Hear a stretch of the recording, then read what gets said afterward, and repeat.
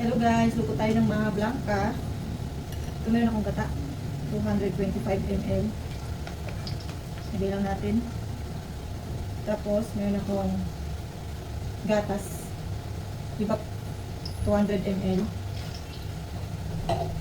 And corn. Yung maliit lang to guys.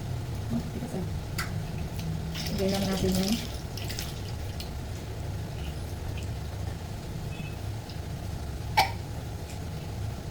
Asukal, 3/4 cup. Then, bubuksan natin yung apoy. Ay, saan natin? Yan. Halu-haluin. Hintayin lang natin kumulo ito. Pag kumulo na mamaya, lalagay natin yung cornstarch.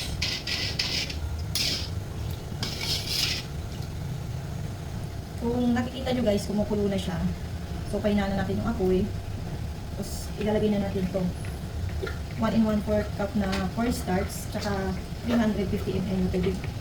Yan guys, pininahan ko na yung apoy. Tapos ilalagay na natin. Ganyan lang yung mga blanca, no? Dali lang siya lutuin. Haluin na natin ito kasi maya-maya buo-buo na ito.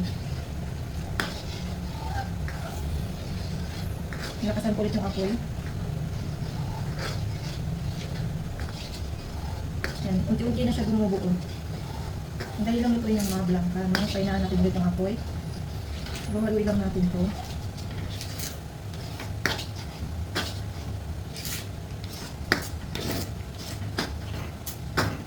Init.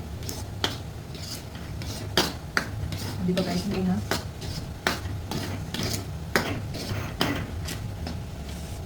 Yan guys, haluin lang talaga ito.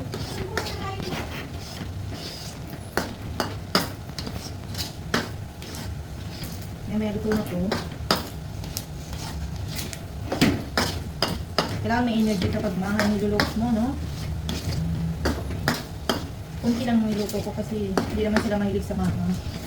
Ayan.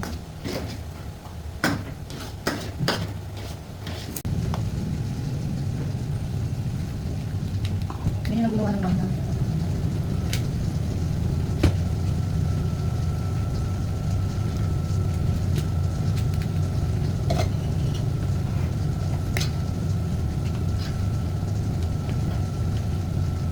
Guys, no, mabilis lang. Gumawa ng mga blanca. Nakagawa ko nito 3. Hi guys!